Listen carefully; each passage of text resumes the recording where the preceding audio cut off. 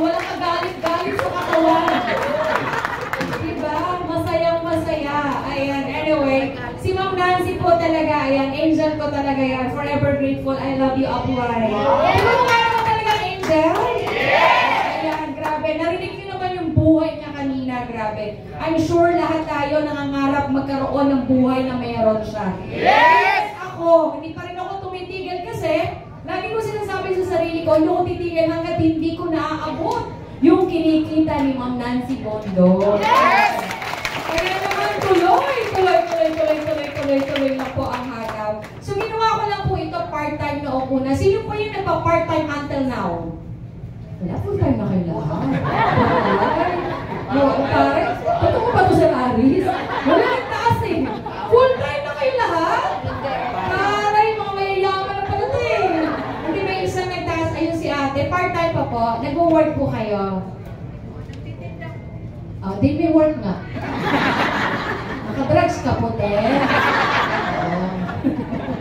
Kayo po tayo part-time din. Kasi nagtatrabaho pa po kayo until now. Nagtatrabaho, nagbebenta ng... Oo nga po, kaya nga part-time din. Hindi mo talaga magutom na kayo eh. Anong oras pa kayo huli kumain? Hapon pa. Kaya di ko lutang-lutang na talaga. Oo. Ha? Umaga pa? Kasalanan ko, te. Paano sinusumbatan mo? Kaya umaga pa po kami huli kumain. Ay, di bibilisan ko na. Eto na, te. O, raffle na tayo.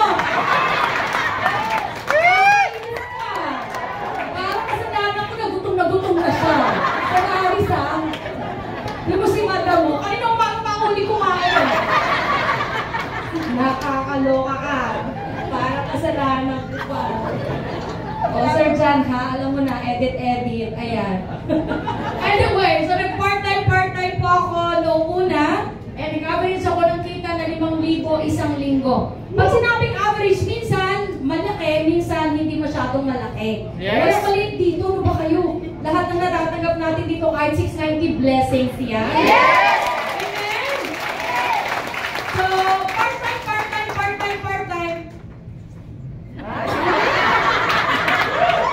Tapos na lang. Para hindi naman puro nakanganga. Diba sa buhay na ipopost ko mga pangit, diba? At least nakapost ngayon, diba? Maganda rin. Okay ka lang, te? Baka mautot po kayo sa hina-hina lang po ang tawag. Oh, di ba? Ganda. Oh. Kasi ha? Sagwa, diba? Tapos magtatawanan nyo. Kulit nyo eh. Kaya so part-time, anim na buwan. So, unti-unti po, nalilinis ko yung utang ko. Hindi muna kami nagluho-luho. Ako personally, hindi muna ako nagluho-luho nung kumikita. Yung iba kasi makatikim lang ng konti, bili na ng magarang cellphone, bili agad ng bonggang laptop. Oo, kami po hindi muna. Oo, tiis-tiis muna ba? Nung araw kami ni Ma'am Nancy, wala pang mga laptop. Mano-mano po ang mga presentation namin, either clear book, or yung mga Manila paper, or whiteboard. Oo, kayo ngayon, susosyal nyo, may mga PowerPoint pa. Oo, may kanya-kanya ng laptop, diba? May projector, ang susosyal. Ayan. Anyway, point ko lang, talagang ano kami noon, kumbaga, tiis-tiis talaga. As in talagang, ano yung kasabihan? Matutong mamaluktot hanggang ang kumot. Ano yun? Mamamaysi ang kumot. Ayan. Matutong mamaluktot hanggang maiksi yung kumot. Pabang. Sensya na pe. Maliit talaga yung kumot. Na inaya. Kasi maliit din naman ako.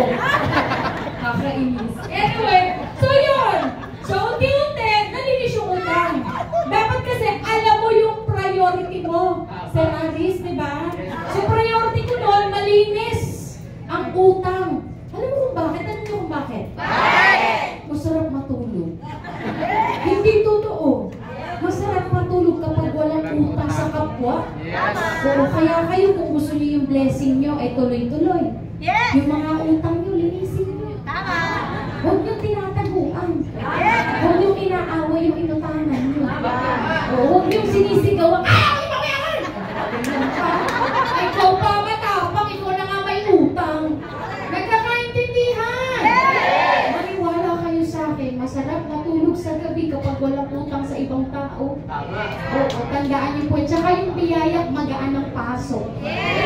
Totoo yan. Baka yan na lang ang kulang. Sinasabi mo kasi minsan, hataw naman ako ah. Apply, nagte-training naman ako ah. Apply, yes, apply naman ako ah. Apply, ginagawa ko naman natin sinasabi mo, ba't hindi pa ako na-asenso? Eh baka nga hindi ka nagbabayad ng utang. Diba? O baka yan na lang ko. Promise, maniwala kayo. May kilala ako, pinatalbog pa nga yung checking bayad sa akin apply. O kaya ganun yung buhay niya. O kaya yung buhay niya hanggang ngayon, na may problema siya. 17 taon na siyang umahataw, yung buhay niya hindi umaangat. O kasi maraming atraso sa kapwa. O hindi ako naniniwala ako, personally naniniwala. Kung hindi kayo naniniwala, di huwag kayo magbayad. Walang pilitan. Diba? Pero ako, naniniwala talaga ako doon. Tapos pag wala kang atraso sa ibang tao, yung blessings, hanggang ang pasok. Kaya tingnan nyo si Ma'am Nancy, walang utang ko. Tingnan nyo blessings, milyon. Buwan. Diba? Gusto nyo rin yun, diba? Yes! Tanong kayo ng tanong sa amin, ano mga sikreto? Sinasabi namin, hindi nyo naman ginagawa. Lahat gawin nyo, lahat. Na mga tips from Apply simula sa kauna-una ang nag-share kanina. Gawin nyo lahat ng mga tips na binigay nila. Kasi yun lahat yun. Ang hirap kasi sa atin minsan, willing tayong makinig, pero hindi natin willing gawin kung ano yung pinakikinggan. Kaya hindi tayo pare-pareho na resulta. Tama? Tapos tatanungin nyo, tagal ko na, ba't di pa ako na-asenso? O kasi nga, hindi mo naman i-apply lahat ng naririnig mo. Tama po ba? O tapos iniisip ni ate, gutom na siya. Sa halit sana na priority mo makinig, priority mo pala kumain. Anyway, so nung malinis ko na unti-unti utang ko, nangarap din ako magkakotse. Yan. Sino nangangarap dito magkakotse? Marami hindi nagtaas. Ayaw nyo magkakotse? Hindi nagtaas si tatay eh. Wala, sino gusto magkakotse? Meron pa na lang yung anim hindi nagtaas dun sa likod. Ayaw talaga magkakotse. Anyway, baka iba yung gusto. So, ang maganda lang dito, ayan, sa sobrang ganda ng produkto natin, sa sobrang ganda ng sistema, hindi lang po isang kotse ang ibinigay. Nabilang nyo ba kung ilan yung kotse ni Ma'am Nancy kanina? Grabe, isang katuta. O, pito. Grabe na yan. O ako, eto din po, yung aking kauna-unahang Honda CR-V yan. Nung araw, pag nakikita ko yan, nung wala pa ako yan, pag nakikita ko yan, talagang pangkilig-kilig ako, sabi ko, magkakarating ako yan. Yan talaga yung gustong-gusto kong kotse. Totoo po, yan talaga yung dream ko nung una. So sabi ko, kahit ito lang, masaya na ako. Eh kaya lang talagang sobrang ganda ng sistema natin eh. Talagang hindi lang po talaga isa. Hindi lang dalawa. O, diba? Actually, marami. Eto na po. Yung isa, ayan. Yung aking Mitsubishi Pajero. Andyan din po ang FJ Cruiser. Andyan din po ang Mazda 3 na limited edition. Andyan din po ang aking. Ay, lumabas ah. Hello? Ayun. Ay, asa na? Ay, yun ba yun? Hindi may nilagpasan eh. Andyan yung pamalengke ko eh. Oh. Oh, yun! Yung wala akong pasagan ng trip na. Gusto nyo rin ng pamalengke, di hatawin nyo yung baita. O tapos, syempre naluluma yung mga yan. Para makaamoy ng bago. O, pupulit ako ng isa. Ayan. Ba't ang bagay? Ayan, para makaamoy ng bago. Ayun. Bumili ako ng Ford Territory. Pwede na ba? Ilan na yun? Ha? 6. O, eto muna. Bago ko bumili ulit ng bago, eto naman. Yung nanay ko na 75 years old, sabi niya sa akin, Ine, bago ka mag-asawa, baka naman pwedeng regaluhan mo ako ng bahay kubo. Sabi ko, edi sige po. Kaya umabot po ako 35 anyos, single pa. Nag-ipon po ako ng pambili ng property ng nanay ko. Ayan, so, yun nga, bago nga ako nag-asawa, tinupad ko naman yun. Dati kasi, sabi ng mga kapatid ko, pangako nila sa nanay ko, nanay, papayamanin ka namin. Eh kaso, nagsipag-asawa.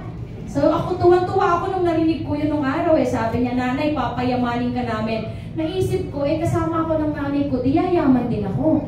O, yun yung thinking ko. Kaya lang, nung nag-asawa pa lang, hindi na ganun yung priority. Siyempre, dalawa na silang nagde-decide sa pera nila, tama? O, ayun, gumuho yung mundo namin ng nanay ko. Nasa na yung pangako ng mga kapatid ko na payayamanin ka, dapat damay ako doon. Diba?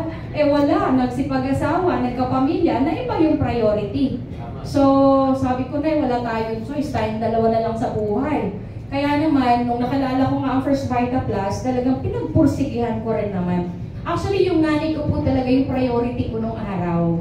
Sabi ko, hanggat hindi, hanggat hindi okay yung buhay naming dalawa, hindi talaga ako mag-aasawa. Totoo po yun. Sabi ko, kung mag-aasawa kasi ako kahit isang tuka na katulad ko, uulitin ko lang yung buhay namin sa magiging anak ko. At ayoko yun. Okay? Alam ko yung hirap ng buhay eh. Tapos idadamay ko pa yung magiging anak ko.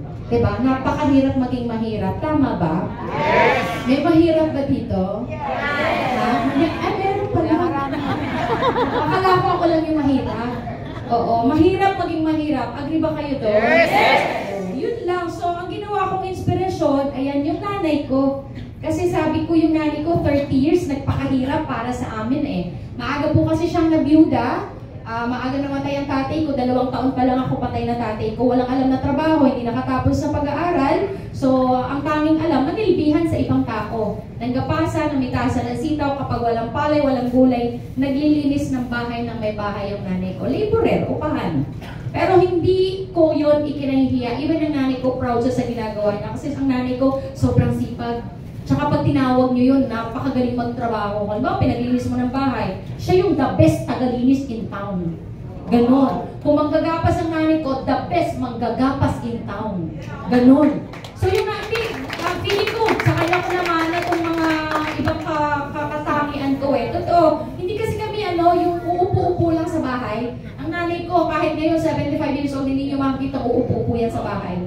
Kasi talagang galaw ng galaw. Ayaw niya ng yung manonood lang ng TV, yung makikipagchismisan sa kapitbahay, hindi po. So nakamulatan ko, ganun din na talagang hataw, hindi man sa ganitong negosyo, sa ibang bagay, talagang kami pinalaki ng galaw.